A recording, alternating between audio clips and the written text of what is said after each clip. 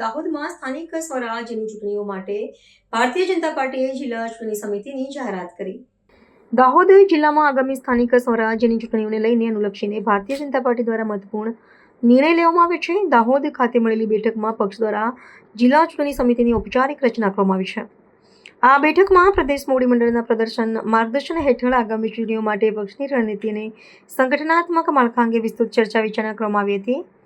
આ નવીન નિમણૂકો પ્રદેશ મોવડી મંડળના માર્ગદર્શન તેમજ દાહોદ જિલ્લા ભાજપ પ્રમુખ શ્રી સ્નેહલ દરિયા અને જિલ્લા પ્રભારી શ્રી રાજેન્દ્ર પટેલના પરામર્શથી કરવામાં આવી છે.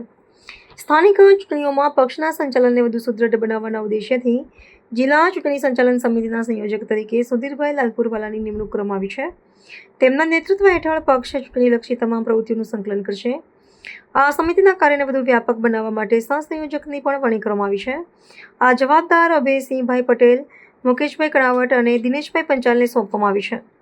આ નવી નિમણૂકોથી દાહોદ જિલ્લા ભાજપના કાર્યક્રમમાં નવો ઉત્સાહ જોવા મળી રહ્યો છે અને પક્ષ સ્થાનિક ચૂંટણીઓમાં મજબૂત દેખાવ કરવા માટે સજ્જ થઈ રહ્યો હોવાનું જણાઈ રહ્યું છે.